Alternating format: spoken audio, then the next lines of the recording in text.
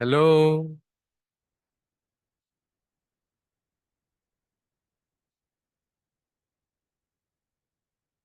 Good morning.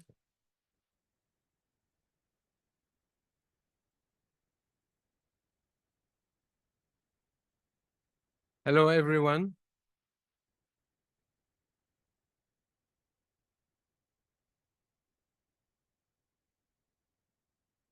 Very good. We're gonna get ready to start. Second day, second panel. Welcome again to everyone.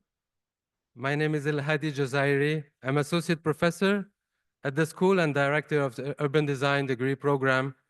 I'm also the co-founder and co-director of Design Earth, an architectural research practice that engages architectural representation as a speculative medium for making public the geographies of the climate crisis.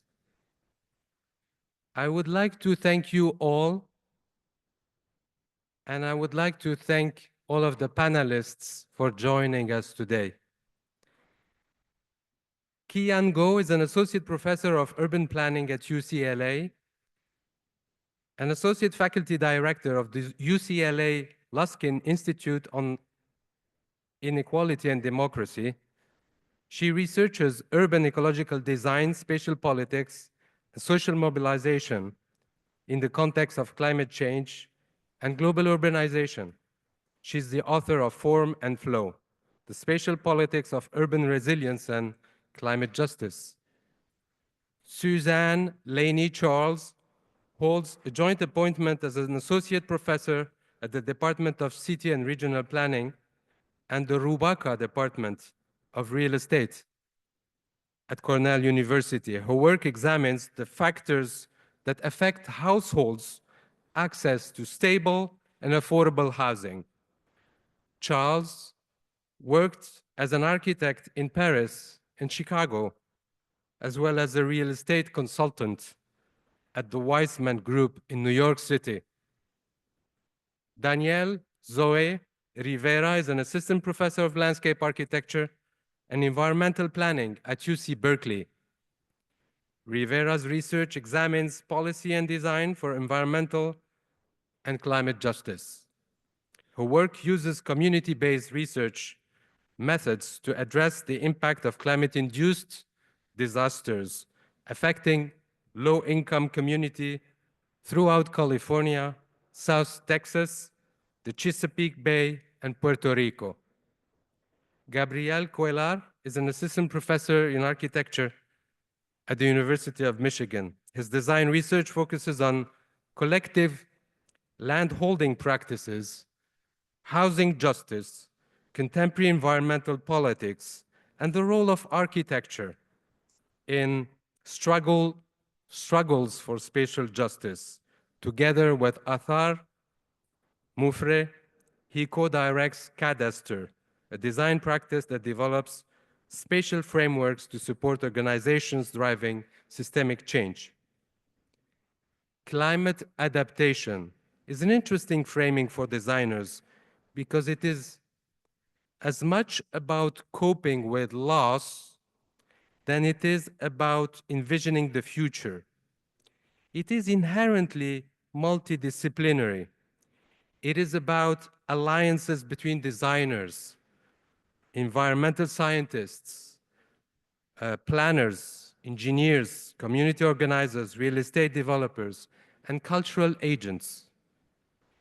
In Curated Decay, Caitlin De Silva tells the story of an obsolete lighthouse threatened by the increasing waves of climate change and says that the relentless efforts to protect the structure from winter waves will ultimately fail.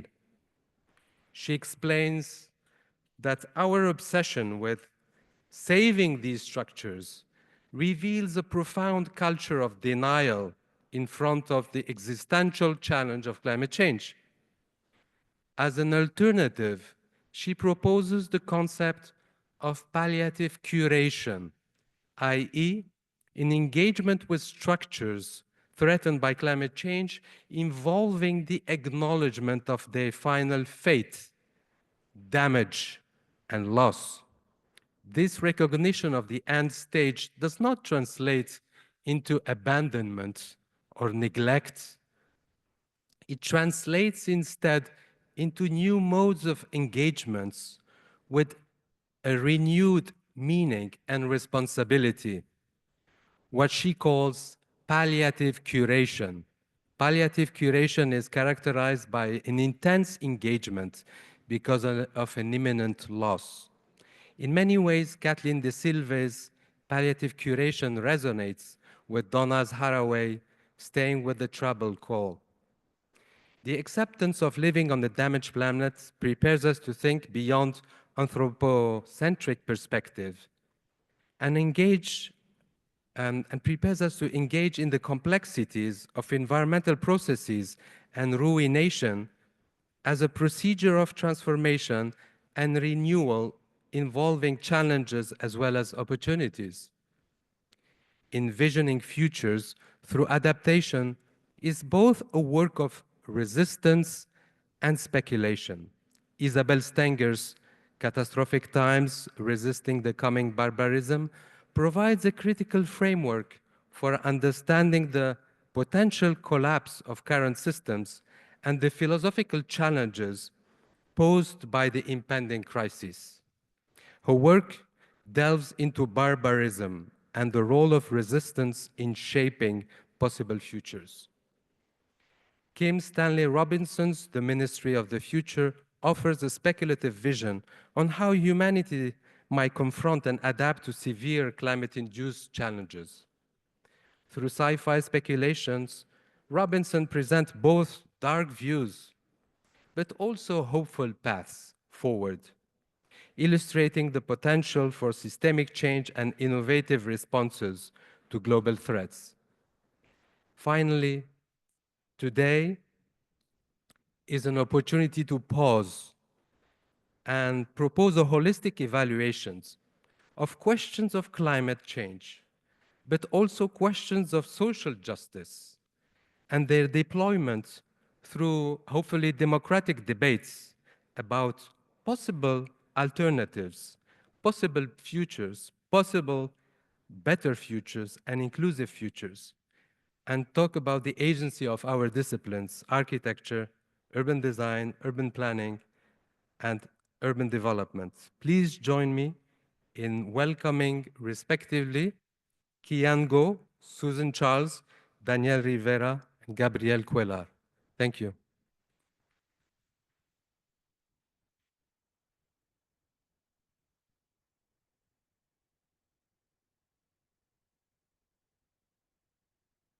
Thank you. Thank you, Elj Hadi. Thank you to the Taubman School, Taubman College, and also to the organizers of the Climate Futures Symposium. It's a real pleasure to be here and to see old friends and new. So I'm very aware that we meet at a time when built environments and communities are facing threats from climate change and from military bombardment, both for which those of us in the US who pay taxes and can vote in the US hold disproportionate responsibility for. So I research the politics of urban climate change responses, and I look at what cities are doing in response to climate change impacts, such as stronger storms, flooding, extreme heat, and increased pollution. And I search out the conflicts on the ground around these plans and projects, as well as alternate ideas by communities on the ground about the future of their neighborhoods and their cities. So in my book, Form and Flow, The Spatial Politics of Urban Resilience and Climate Justice, I investigate long-time research sites in in the US, in Indonesia, and the Netherlands. And I'm going to talk about some key points from this research and then explain my more recent shift in thinking about place and community. So in the book, let's see if this works. Perfect. So in the book, I look at, let's change it to the mic. Thank you.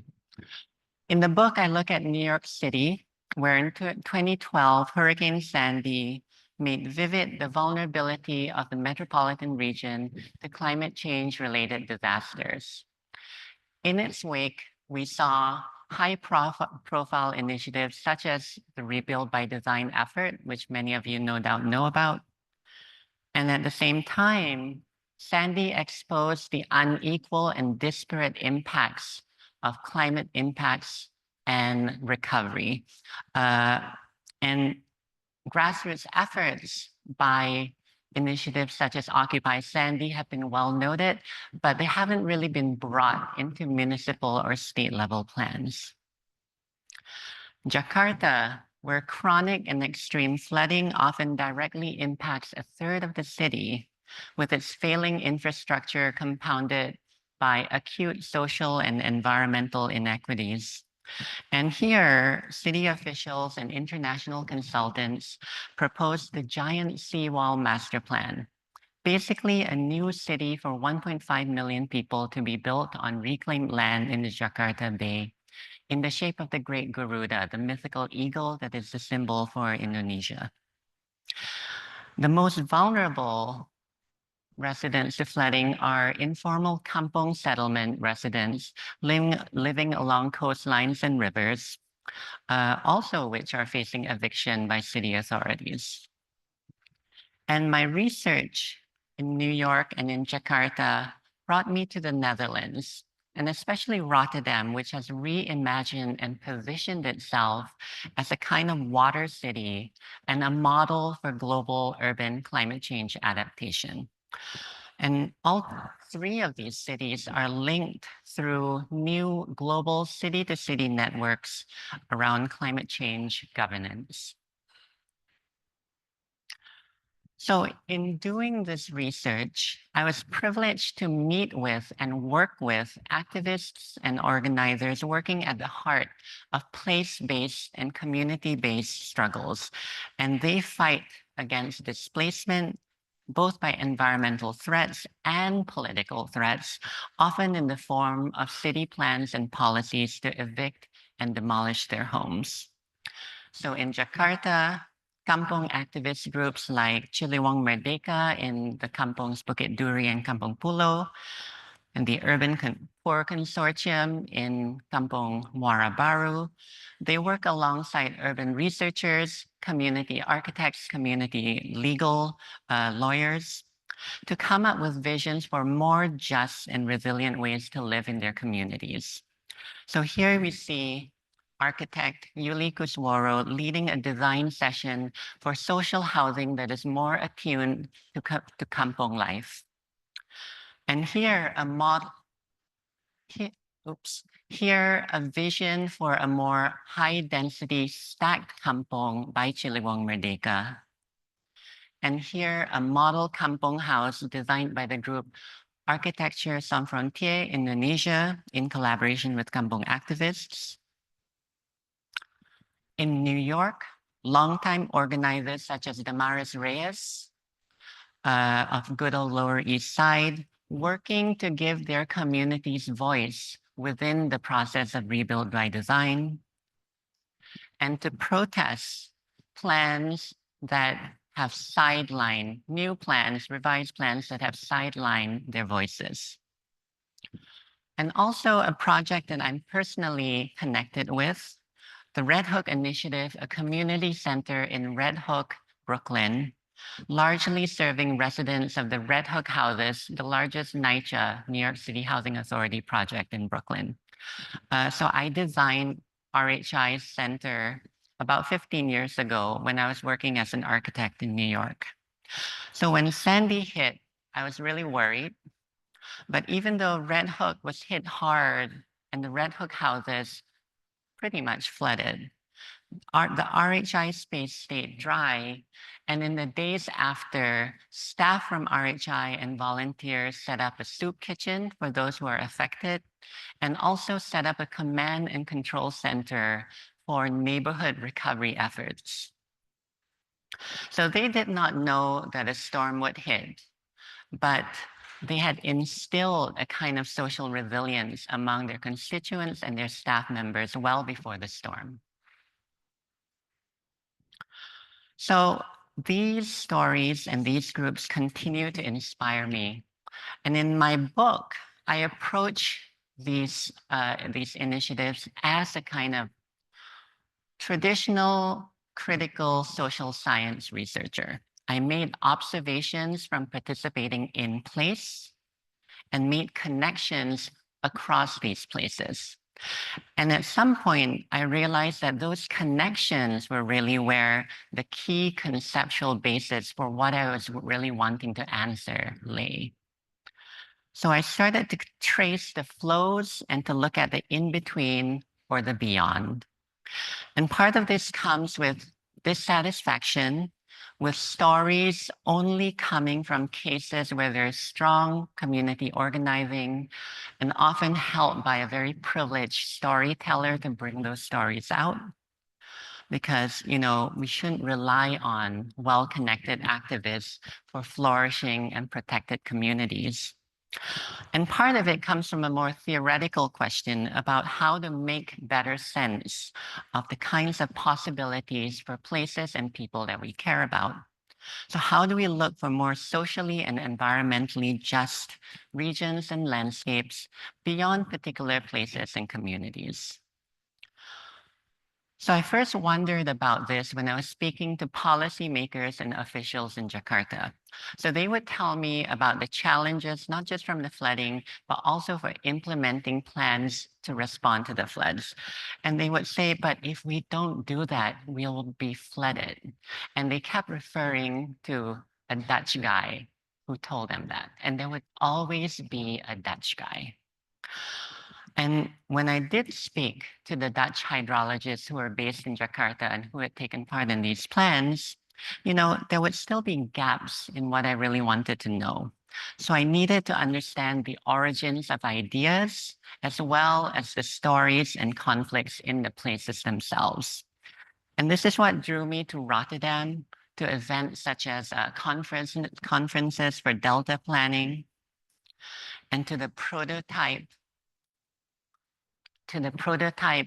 floating buildings and water squares, these rather small urban projects that have such outsized global impact and influence. So even while I was influenced by the places and the community-based interventions, there were spatialities and temporalities to be discovered elsewhere in the flows and in the in-between between the urban and the global. Another time I was really wondering about this when I was clambering up the hillside of a tea plantation on a drizzly day with totally inappropriate lace-up Oxford shoes. And I was in Indonesia to study urban flooding in Jakarta. So what the hell was this? I was there in the tea plantation to learn about land and development conflicts around the headwaters of the rivers that would run through the Jakarta urban region, and whether these places remained tea plantations or they were developed into tourist resorts, mainly for Jakarta residents, or turned to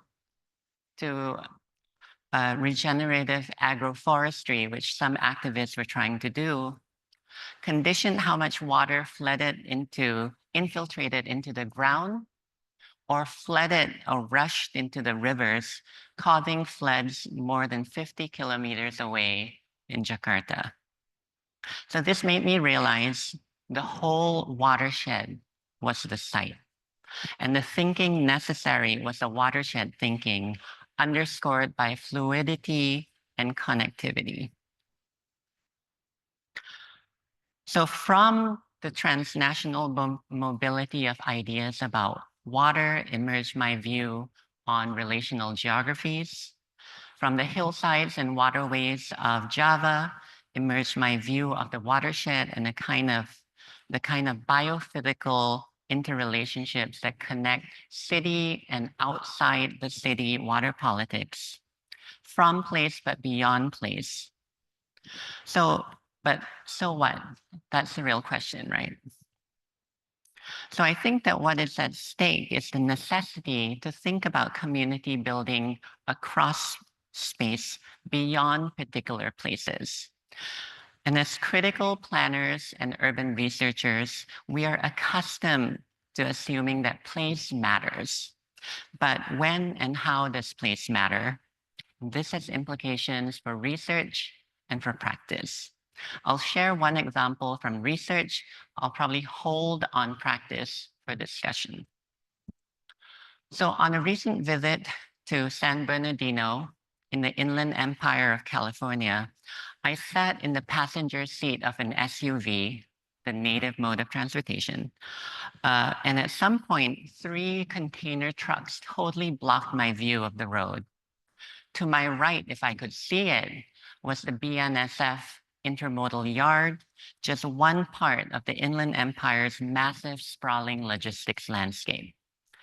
And the warehouse boom in and around San Bernardino and Riverside is the region's fastest growing industry, fueled by global trade, online commerce, and the proximity of the ports of LA and Long Beach. So I had just been in San Bernardino for 2 hours, and already I felt my throat seared. I wanted to cough all the time. I was there to talk with community organizers about how community land trusts might give us more affordable and climate just housing. And they spoke enthusiastically about it. They said, yeah, sure, why not? But then they pressed me.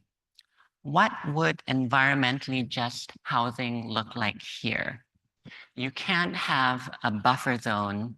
It's everywhere. I didn't have an answer to that, but breathing in the fumes and the fine particulates that day, I really felt the question. So this experience in the Inland Empire was visceral, but at the same time, it was a confirmation of a theoretical perspective, as much from Los Angeles as from San Bernardino, about the socio-ecological relationships of the extended urban region in a particular global period. So here, it means that we need to build ideas about communities across place along the lines of shared struggle, and often here in the form of the literal lines of freeways and train tracks that link the ports and the Inland Empire, and also through the ports, global trade. So I'm going to stop there, and then maybe we'll have some time to talk about more practice implications. Thank you.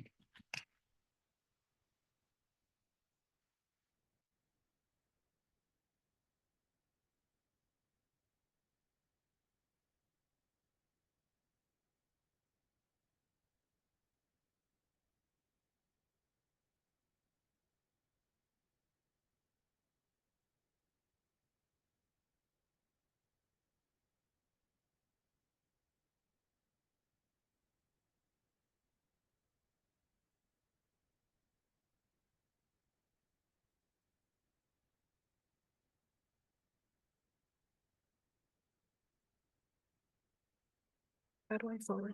Here.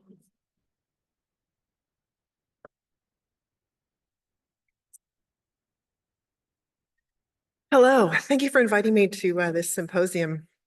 I was an assistant professor 13 years ago here, long before this building existed, and it's been so nice to come back here after really quite a long time and see lots of friends and former colleagues. So thank you so much for inviting me. So Elj Hadi and Rob asked me, does this sound okay? It sounds like it's echoing. It's okay? Okay. Elj Hadi and Rob asked me to comment specifically on how the real estate industry views climate change. So today I'll talk a bit about a project that I and a team at Cornell are embarking upon, which was initially motivated by the question, why does the real estate industry continue to invest in areas despite their climate vulnerability? Which led us to the question, how does the real estate industry manage climate risk or view climate risk? Further, what does this mean for households' access to safe, secure, and affordable housing? These questions have implications for households, as well as property tax reliant local governments, state level policy and finance, and even the performance of pension funds and perhaps your 401k plans, as we'll see later in this talk. I've titled this talk The Financialization of Real Estate Climate Risk. Financialization, as a broad term, broadly defined, is the increasing dominance of finance and its transformations of economies, firms, and households.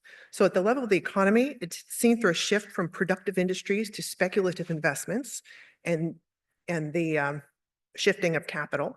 At the level of the firm, it takes place through the prioritization of shareholder value.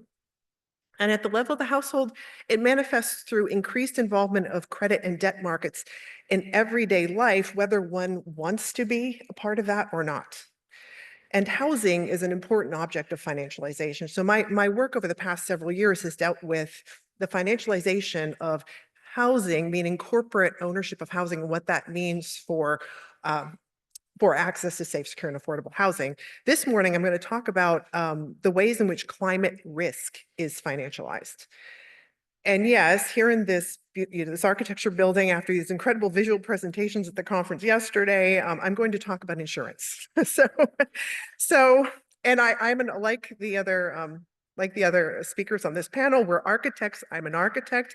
But so before you leave or grab a little sip of coffee, bear with me, because although insurance can be a rather dry topic, I think you'll find this rather surprising, shocking, and very frightening, what I'm going to talk about. What was it? Someone said something about being a Debbie Downer. I'm sorry. Because spoiler alert, there's a potential in what I'm talking about today for a global crisis akin to the global financial crisis of 2008, dealing with insurance. Okay, so I start here with this, this grainy image behind here from NOAA in August of 1992, right before Hurricane Andrew made landfall in South Florida.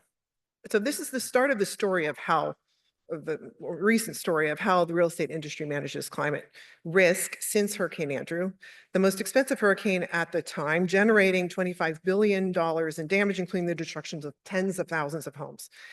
And how 32 years later, the real estate industry continues to build and invest in South Florida, as well as in wildfire-prone foothills of Colorado, places in California at risk of earthquakes, and areas of New York, which is the subject of our upcoming study. Hurricane Andrew was a transformational moment in the insurance sector because few at the time, believe it or not, anticipated the extent of major storm damage in the age of large coastal populations and high-value properties. It revealed a tenuous link between the insurance sector and Florida's real estate-driven political economy, and it posed a direct threat to the stability of Florida's housing market and threats of a broader financial collapse. Hurricane Andrew revealed a crisis of capital, which reflected structural limits to insurance firms that were underwriting policies in regions with high spatial concentrations of risk. The inaccurate evaluation of risk and insufficient capital reserves of insurance companies led to several insurers going out of business, and rates for homeowners, the insurance rates for homeowners skyrocketed up to 200% nearly overnight after Andrew. Hurricane Andrew also brought into question how to model low probability, rather low probability, but high value loss events. Looking to the past didn't account for the rapid rate of transformation of urbanization in Florida, undervaluing its exposure. Catastrophic models or CAT models emerged as a means, albeit flawed, to statistically represent risk for underwriting exposure. They also became the essential devices for turning hurricane risk into an asset class for hedge funds and pension advisors. The 2004-2005 hurricane seasons were particularly bad, further setting the financialization of climate risk. So How does the real estate industry transfer risk? It involves a complicated web of firms expanding all around the world. And I'm speaking today specifically about hurricane and wind insurance. Flood insurance is a different matter that I'm not addressing right here. We generally understand how insurance works. You buy an insurance coverage from a company, paying them an annual premium. For example, if something happens to my house in upstate New York, the insurance company would reimburse me for the dollar value of that loss according to my policy terms. A large national insurer, like, for example, State Farm or Farmers or companies you've heard of that advertise on television, they write policies all over the US and they pool that risk. Imagine, though, a low frequency but high damage event like a Florida hurricane, that's not too hard to imagine over the last couple of weeks, right? That impacts large numbers of their policyholders. Or imagine an insurer, a small insurer with policyholders concentrated in Florida. The tremendous scale of climate intensified Florida hurricanes threatens the stability of this property insurance model. You can already imagine this, the way we think of insurance isn't working in Florida. So insurance companies have insurance for themselves. It's called reinsurance. I will spare you the details of that, but these insurance companies get insurance policies for themselves. Those reinsurers are funded by capital markets. By capital markets, I mean firms and people with money.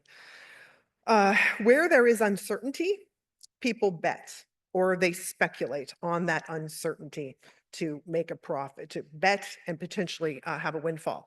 That uncertainty of climate-related disasters, that uncertainty related to climate-related disasters is no exception.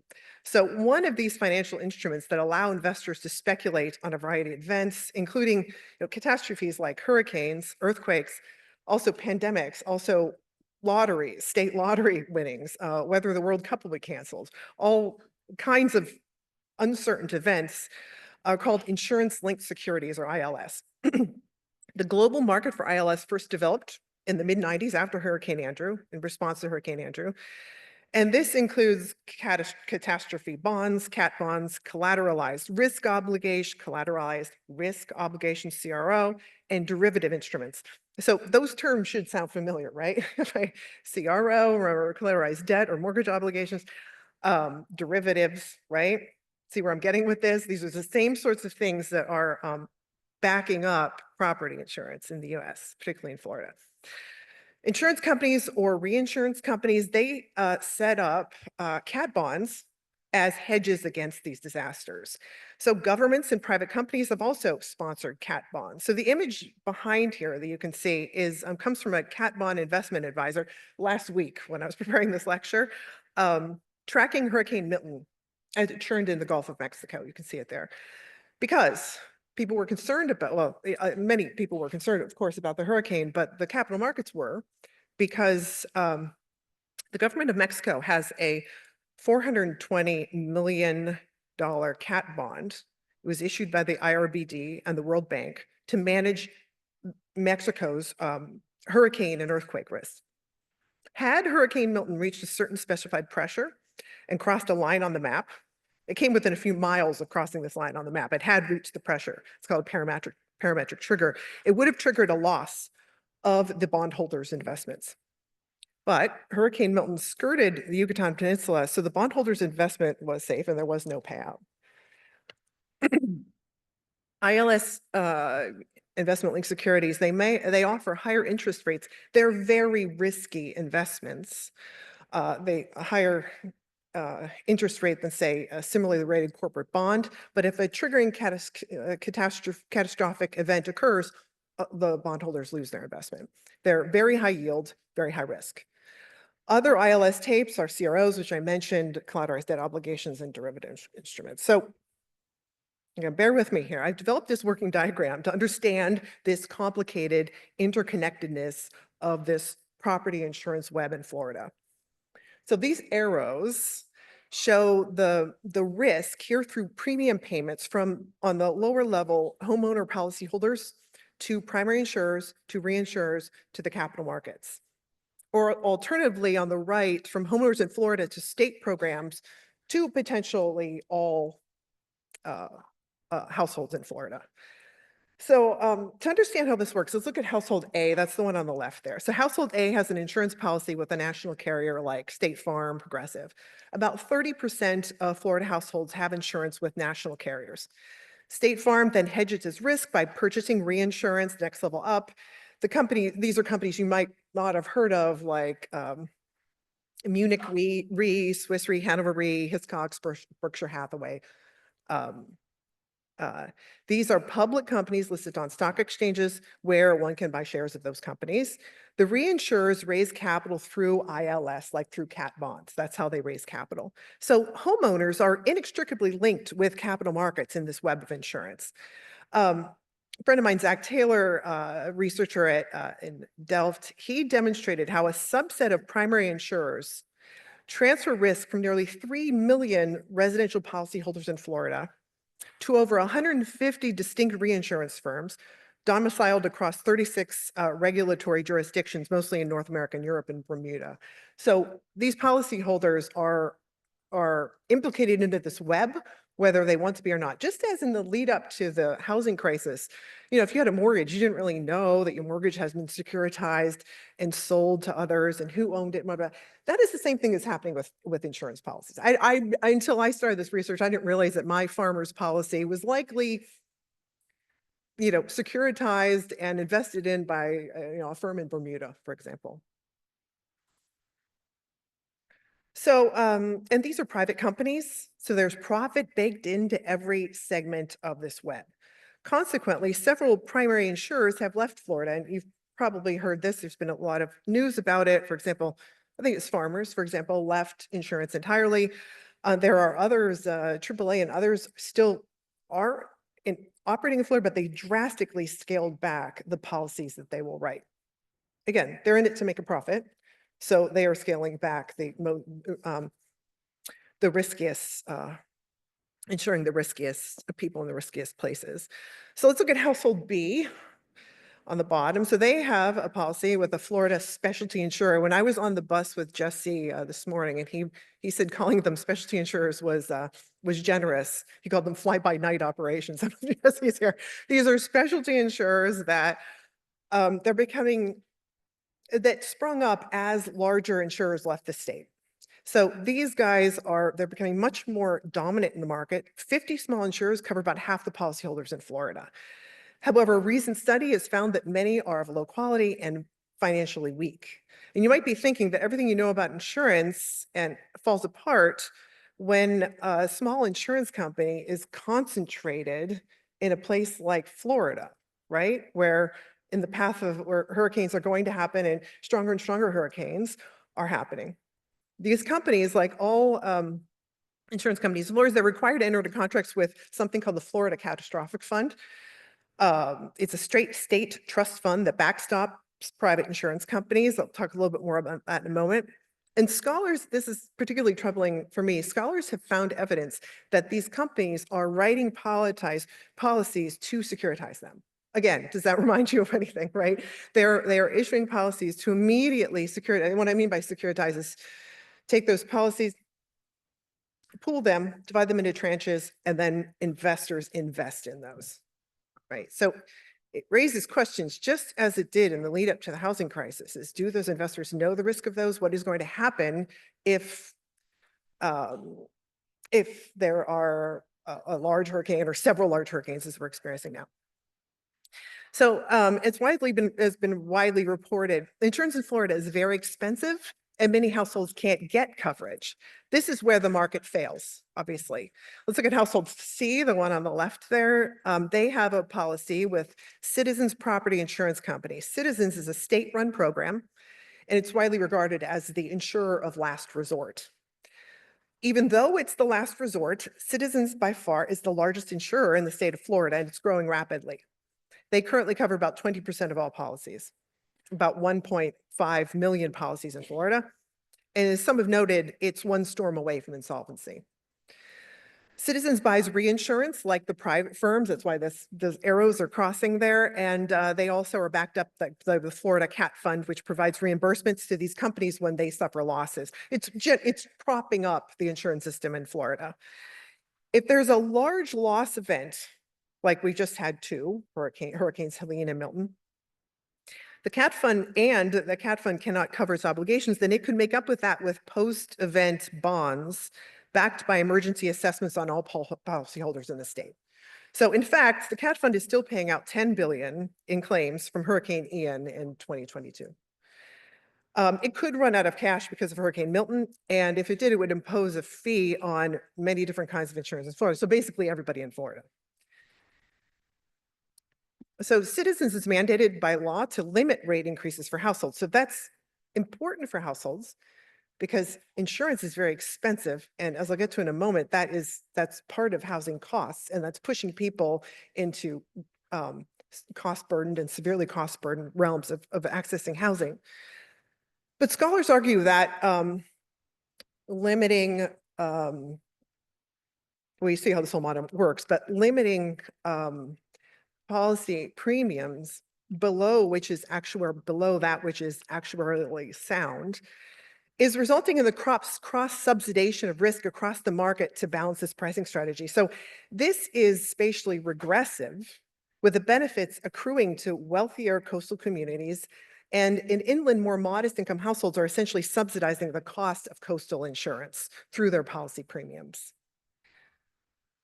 So understandably, there's been a flurry of discussion about Florida's insurance markets since the two recent hurricanes.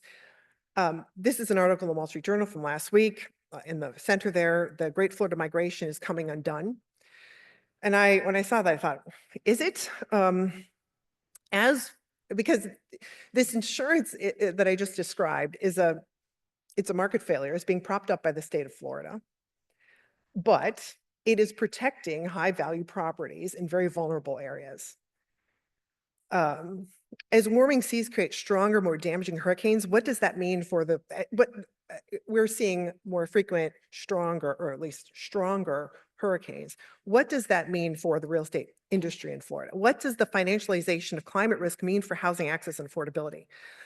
Private insurance is out to make profits or else they won't do it, right? We've seen them move back or withdraw from certain communities in Florida. Insurance is very expensive for households. Reinsurance is expensive for insurers. And the capital markets are looking for sufficient returns or else they'll take their investment elsewhere to more profitable investments. So you see that I have before that interconnected web. If the money stops coming in, this thing is failing. Insurance, even with the insurer of last resort, is expensive, and that's part of household housing costs. Some households can't afford it. Insurance wind and hurricane insurance and flood insurance isn't required in Florida, but banks require those with mortgages to have insurance. So therefore, someone trying to sell their home in a place where insurance is very expensive may find that the only people who can buy that house are those that can buy it with cash, who can't get a mortgage on the property.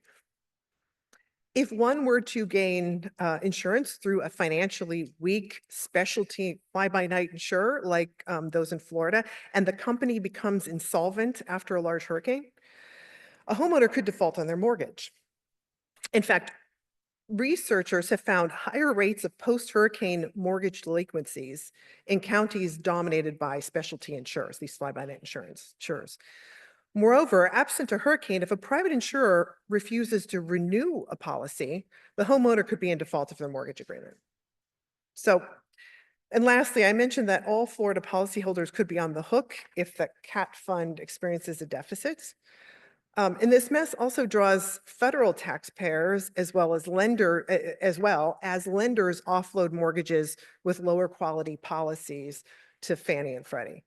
So I'm sorry, but instead of solutions, I end my presentation with more questions. So what does it mean for the real estate industry to continue to develop as usual in risky areas for increasingly severe hurricanes? And we should all be, we should all be watching the capital markets as we still have at least another month and a half of hurricane season, right? Or so. What does that mean for the capital markets? How are the capital markets seeing this investment, and are they starting to move their money elsewhere? What happens to the web of property insurance? Well, just as I said, if capital markets appetite for ILS dries up and the capital instead flows to other more profitable investments, what does the increasing reliance on state-run insurance programs like Citizens in Florida mean for equity? There's something similar in California, mean for equity. So there are calls for Citizens to not only be the insurer of last resort, which arguably they're not, since they insure a large portion of the state, but holds all hurricane policies. The irony of that idea in Florida, given the political leanings of the state government in Florida, is too much to bear, right? But are we facing issues in the Florida insurance market like those that preceded the global financial crisis? And I'd argue that we are. So my last slide is, so to be continued. This is a project that we have just begun. What I just talked to you about was some of our preliminary research, understanding how this operates in Florida. And we're going to move this to New York to try and understand how this affects other places at risk for severe hurricanes and storms. So thank you very much.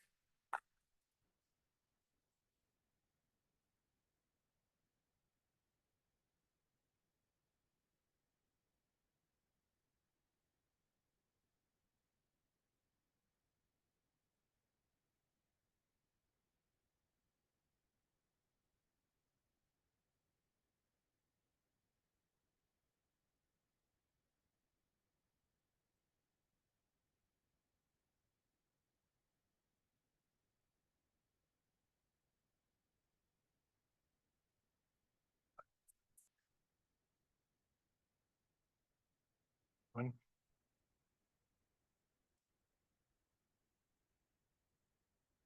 Hi, thank you so much for inviting me. I'm actually a Taubman alum, and it kind of feels like I'm doing my dissertation defense again. So I'm like having these panic attacks. That's the last time literally I was here.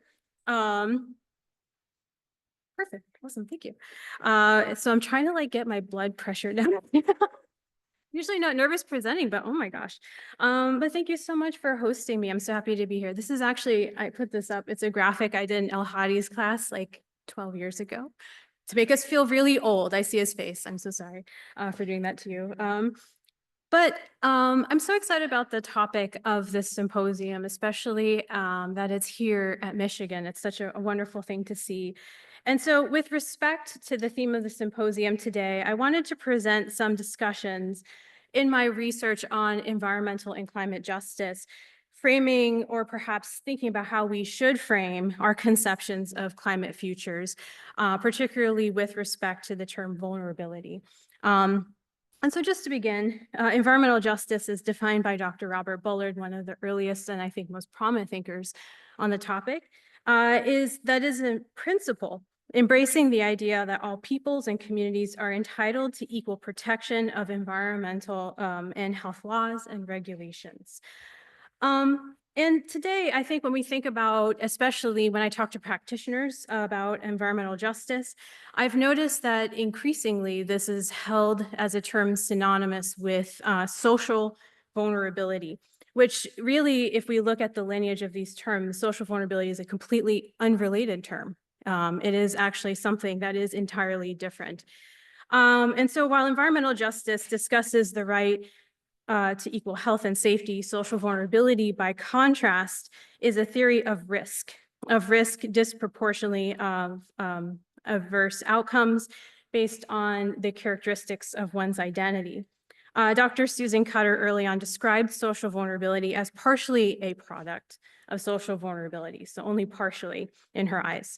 Those social factors and forces, she says, that create susceptibility of various groups to harm. More specifically, Dr. Cutter had further developed the spatialization of these ideas, what she called the hazards of place. And this is just an example from Oxfam. We've seen so many social vulnerability maps in design and planning. And while I think some of these ideas are inspired by Dr. Bullard and early environmental justice thinkers, social vulnerability theory and mapping diverges from this perspective by presuming that being Black, a woman, I'm gonna get spicy for Dr. Goodspeed, that being Black, being a woman, or being poor necessarily means your risks of adverse outcomes are higher.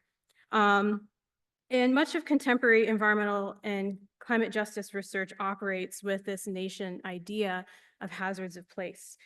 However, an article that was recently published just a couple of months ago in the Journal of Natural Hazards found that 76% of social vulnerability studies are actually not validated or ground truth, meaning we don't actually know how much of these theories, how much of these mappings are actually accurate. In fact, Dr. Selena Hino-Jost and her co-authors in a different study in Virginia recently found widespread inaccuracies in social vulnerability maps. So depending on the scale in which you aggregate your data spatially, you can have a completely different vulnerability map, which means you're seeing different communities as completely vulnerable or not. So this hasn't gone unnoticed in the world of disaster scholarship and theory, which is oftentimes where I'm operating within. Many notable disaster scholars have brought this to light, and notably for this space, urban planner Dr. Fayla Jacobs, who in her work has depicted how social vulnerability theories and methods fail to recognize and thereby address structural inequities.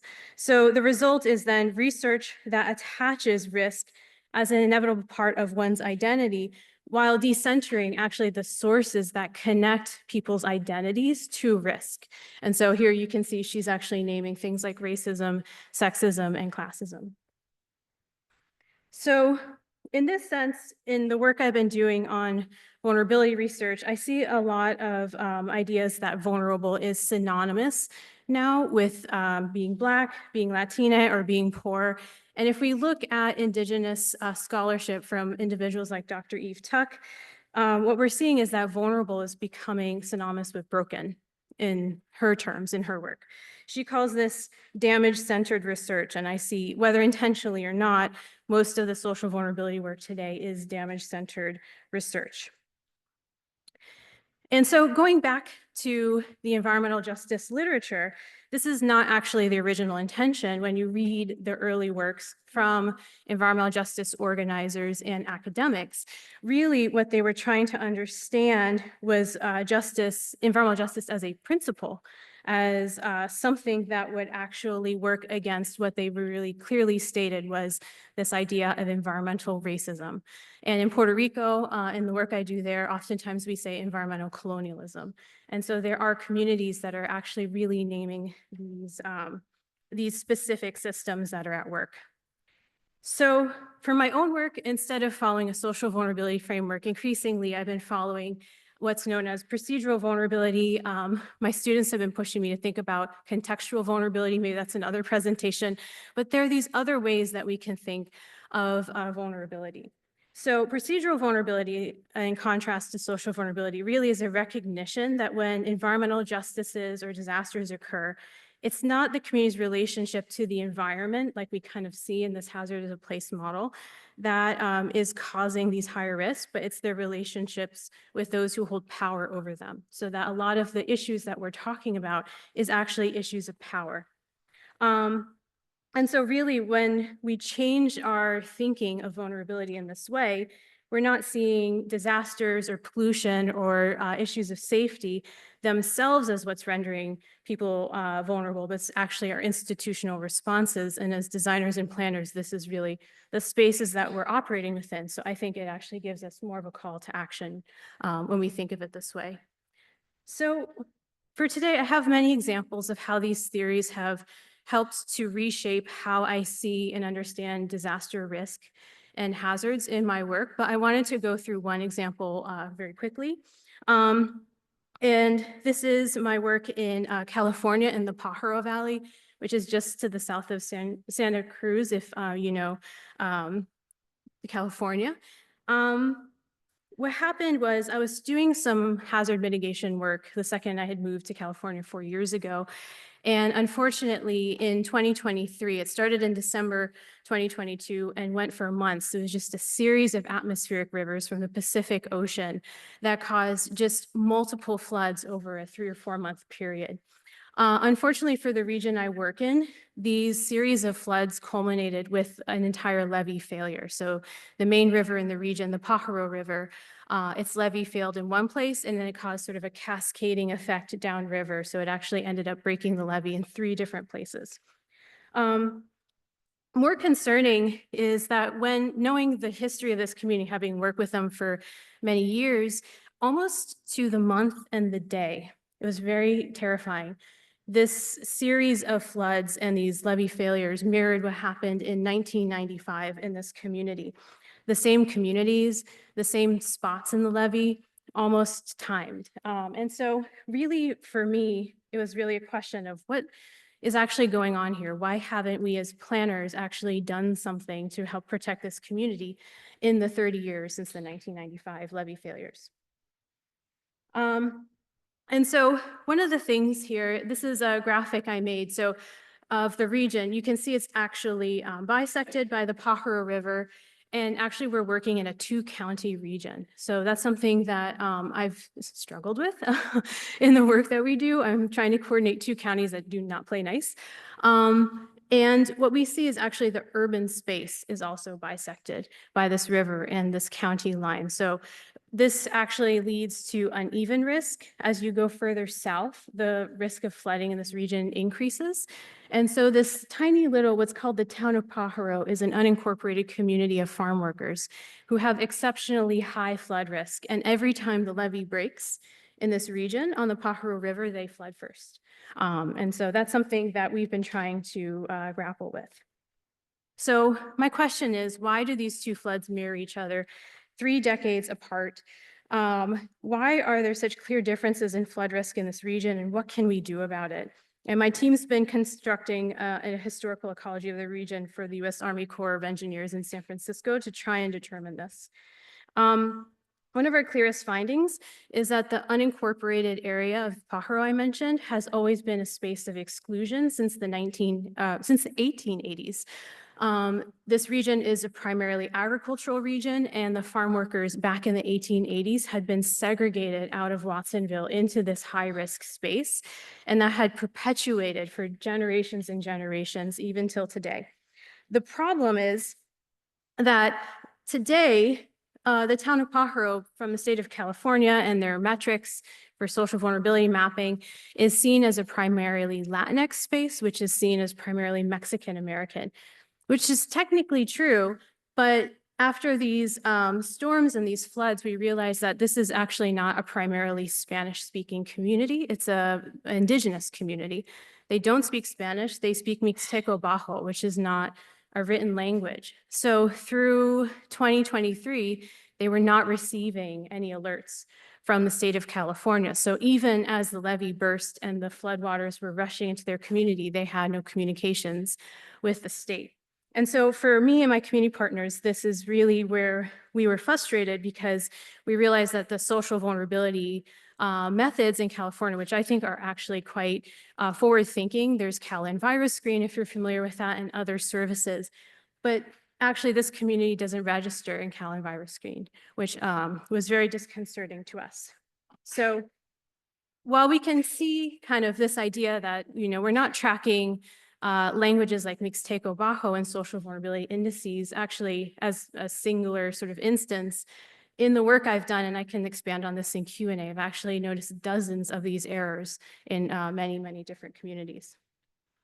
So my core argument here is that there are really methodological shortcomings of social vulnerability mapping and indices, which are actually amplifying our inequities in the built environment. Laura Polito discusses how these systems invariably lead to the valuation of white lives and the devaluation of other lives. And so from this, my team has really been trying to explore how social vulnerability and hazards of place is actually kind of a reification of falsitudes about race and poverty as they operate across space. And so we're trying to understand, especially for policymakers and planners, what tools then are available for practitioners to actually make decisions. So we're starting to develop some ideas. I'll give a few examples just very quickly with the time I have left of things that we notice are starting to help. And so first, in the Pajaro Valley, I'm very fortunate to have a lot of community partners. You can see a few of them here, and don't feed the alligators. I don't even, are there alligators in California? This sign terrifies me every time I go to the community. And so we're working really hard to try and understand how we can overcome these barriers that don't allow the farm workers in the community to be seen. But as one of my community partners recognizes, this is something that is larger also than the community. So we're trying to understand how it goes beyond just what we're doing in the Pajaro Valley and in California. So we're calling for larger procedural and systemic changes, not just things that are going to help this specific community. Because we know there are many, many other communities like this just in California alone.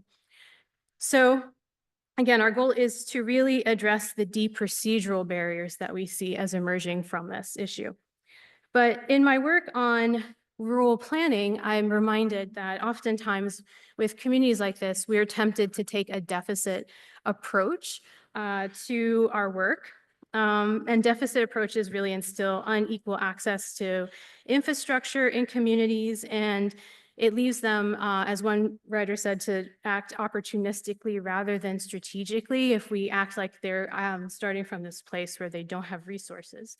So following thinkers like Frank and Hibbard, we're trying to understand more context-appropriate practices that would actually allow communities to more holistically understand what's available to them, what their strengths are. And so this is a whole chart. Actually, this chart got longer since I put this together. But this is our initial findings from our work with the Army Corps of Engineers, taking this more comprehensive approach. And so to get away from those more deficit or damage-centered narratives, you can see we've been working with the community and the residents and asking them, well, what are the barriers you experienced after the floods in 2023? But that's only a small part of it. We also asked them what worked well, what they thought was successful, and there were successes, and also their hopes and aspirations for moving forward. And it's actually that third category that has been the most powerful in our work and has been the most helpful for the Army Corps of Engineers, is to understand what the community wants to see for the future of their community. And so these are just some visions. So I gave my students working with our community partners in my studio in May that list of the aspirations of the community and asked them to start visioning these aspirations for the community partners. This is actually going to be on exhibit in Watsonville shortly. I'm really excited about that. But what you can see here is that really what we're trying to do is show the Army Corps of Engineers that this community actually has visions for their future, what those are, and how we can show them in a way that actually can make a difference to the community. So things like introducing more nature-based solutions. The community wanted more outdoor space. They have very little outdoor space, even though they're a coastal community. They also wanted connections to the coast. They actually don't have one. So this is something we're developing this year in our studios. This was just the start, but you can see the Pajaro Dunes and the Pacific here, and trying to understand how we can connect to the community, to their coastline, while also thinking about coastal adaptation and sea rise and erosion, which is a huge issue in this part of California.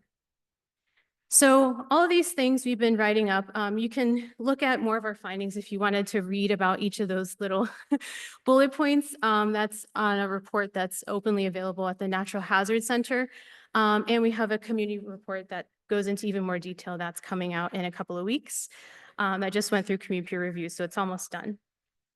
But I wanted to end with this idea that when we talk about social vulnerability mapping, it's really, again, this idea that we have this broader theory that's being stamped onto so many communities. And without that ground truthing, we don't really know what we're actually mapping or talking about. And so this quote for me really helps to rethink about what is truly universal and what isn't. And I'll close with this quote from Audra Simpson. Also, when we talk about this issue of damage-centered narratives, she said, "I refuse then, and still do now, to tell the internal story of their struggle, but I consent to telling the story of their constraint." And so with that, I'll end and open for a Q&A. Thank you.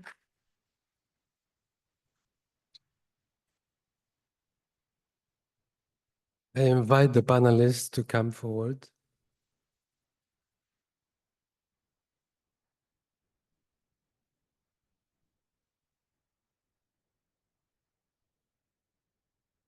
Hello, hello, testing. Hello, hello, everybody. I'm Gabriel Cuellar, a faculty member here at Taubman College. This was incredibly inspiring. Thank you so much. Really critical, insightful scholarship and community embedded research that you're doing. Thank you, Hadi, also for the introduction. We have only, unfortunately, about 10 minutes, but I just want to highlight some aspects that I appreciated from your presentations as a whole, and then maybe offer one question and hopefully get to one from the audience. The first is, yeah, I very much appreciated the critical approach that all three of your presentations offered. When talking about climate, it's not simply a matter of adaptation or mitigation, but you actually touched upon some of the underlying factors which has produced climate change to begin with. Kian, you talked about parts of the world under bombardment, underwater. You talked about parts of the world which are subject to colonialism, parts of the world which are subject to commodification. And it seems like those are the underlying realities which you are bringing to the table as sort of the starting point to talk about climate. And I think that's really important to address. One aspect which I was very inspired by kind of from each of your presentations is this question about place and maybe some limitations to the approach of a place-based way of thinking. Because in each of your cases, you identify, yes, there's this particular place, but this particular place is actually inflected and charged and influenced by so many other systems of regional classification, systems of financialization, systems of relational geography and watersheds. And so any particular place that you focus on, you actually are kind of telescoping out to see a much, much larger set of systems and relationships that your work is somehow trying to tackle and work between the specific specificities of a place, but then also the much broader systems which are shaping it. And yeah, so I really was so inspired by that.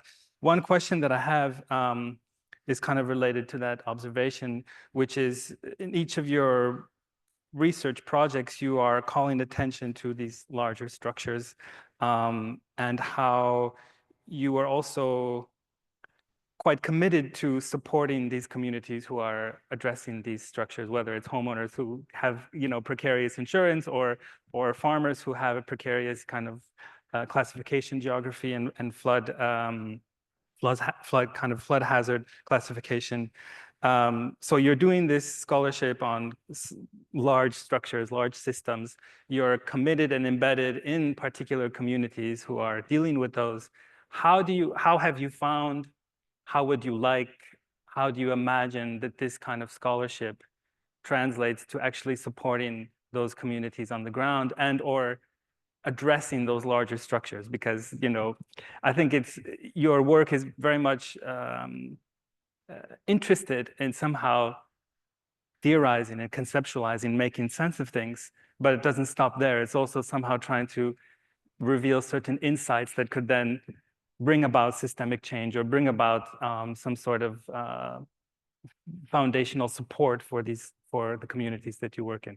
So I guess in an abridged way, how does your scholarship kind of contribute to those factors that you work with? And it could be as a way that you have already experienced, or maybe a way that you imagine which you are working towards. And direct it to someone. To all three of you. Oh, Yeah. I Danielle, can't. Danielle, maybe it seems like you Oh, okay, have an yeah, I idea. can start.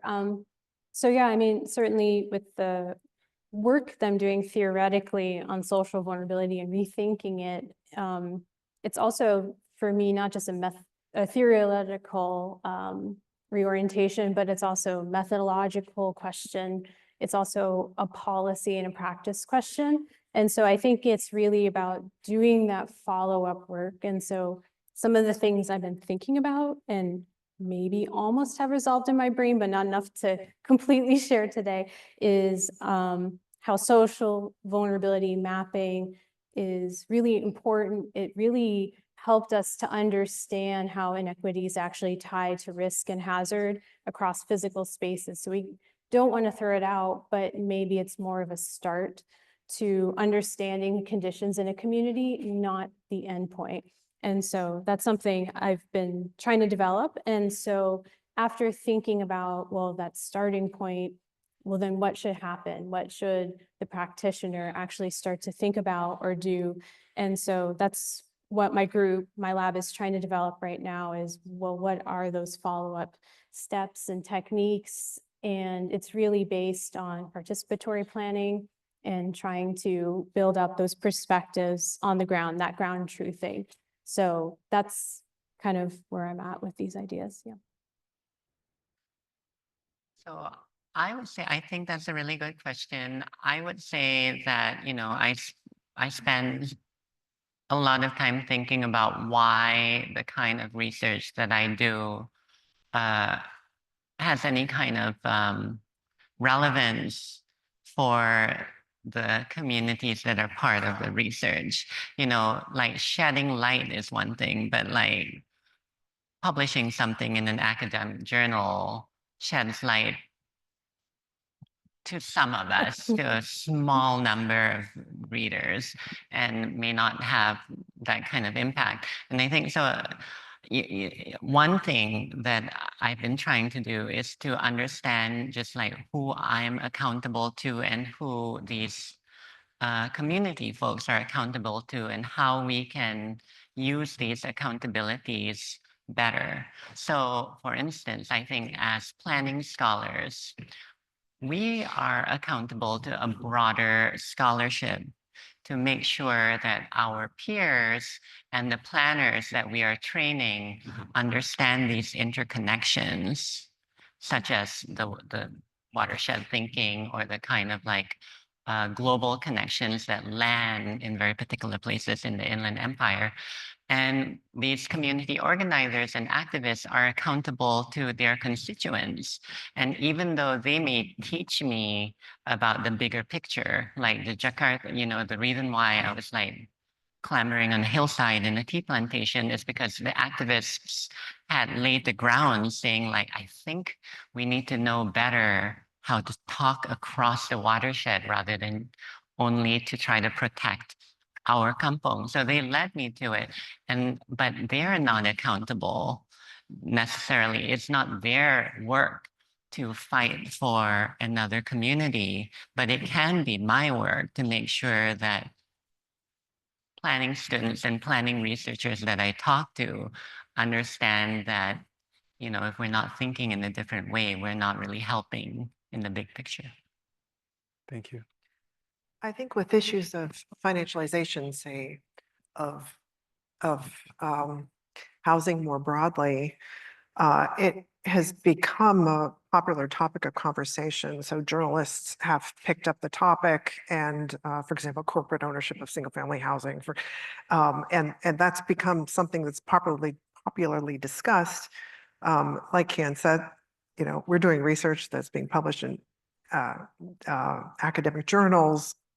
We see that, but I'm increasingly, I have and others have been invited to testify for congressional committees, for trade investigations, all kinds of to have our research, to use our research to inform the debate and potentially affect state, federal policy, which I think is exciting. I mean, we are against in what I've described, and we are there's policy against the enormous forces of global money moving around the world. So I mean, it's a tough fight, right? But I think that with the work that we're doing now, we hope that looking. Insurance issues in Florida are really at the forefront of climate change and hurricanes. But how that applies to a state like New York, which maybe we have time to put into place policies that may, that may be better. Thank you so much. Those are very, very thoughtful, helpful answers. I want to take, do we have time for a question from, okay. There are a lot of questions. We don't have time for all of them, so I'm sure that you'll have a lot of interested students and colleagues. One question which has been voted up quite a bit in the questions is from Professor Scott Campbell, who asks, if both the rich and poor live in hazard zones, the former voluntarily, the latter not, how do we differentiate the two in government disaster aid?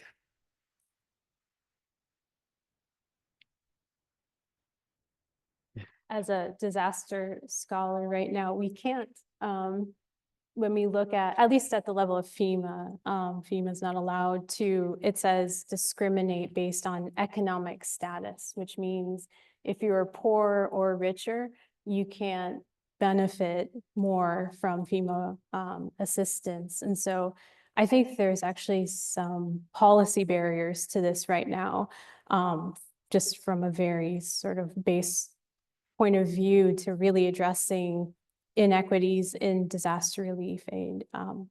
So I think that's maybe a start of a larger conversation. Are there any insurance differences? I guess Well- if you can afford a better policy, you're better Yeah, protected. I mean, if you can afford the insurance or protect, the flood insurance is a different issue when it comes to hurricane insurance. Wealthier people with higher value properties are able to afford the insurance and other people aren't. So you can say, and also how I discussed with citizens in Florida, all policyholders in Florida are subsidizing the riskiest development, the higher value development. So in a way, I mean, it is wealthy, high value property owners are making out better in that situation. Yeah. I would say something, maybe it's related, but I think it really depends what, like Danielle, you were saying, like there are particular policy impediments here in the US because of how FEMA works. I think in different other places, the response might be quite different. Like I remember talking to water planners in Rotterdam, and, you know, I was coming from the US, I was thinking, you know, aren't you worried about like green gentrification doing all these projects? And they were totally not. I mean, I think they should still be, but they said that they weren't because wealthier folks actually tended to live outside of these protected dike areas that needed to be kept clear of water pooling and flooding, so the inside of the dikes.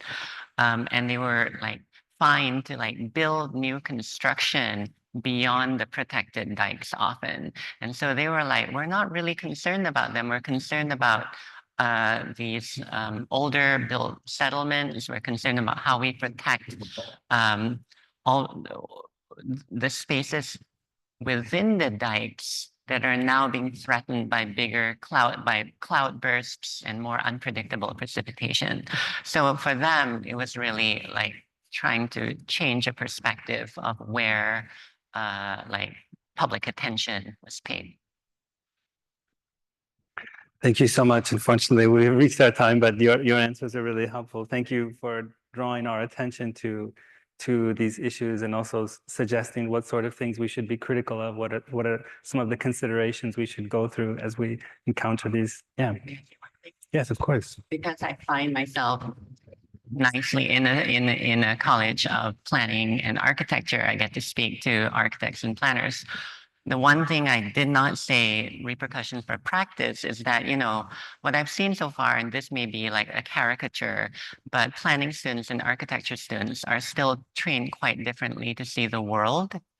You know, architecture students are trained to be very able, well-versed global practitioners. Planning scholars, I see them in my classes right now, are quite reluctant to be seen as global planners and to take action on a global scale without, knowing the community, as it were. So I think, one of the things that we can do in schools that have, students and teachers from a variety of perspectives is try to really think about how we are all trained to have different worldviews of place and global practice. Absolutely, and I think that conversation will continue in the following session where we'll have students in conversation with all of this. So Thank you Yeah. very much. Thank you. thank you.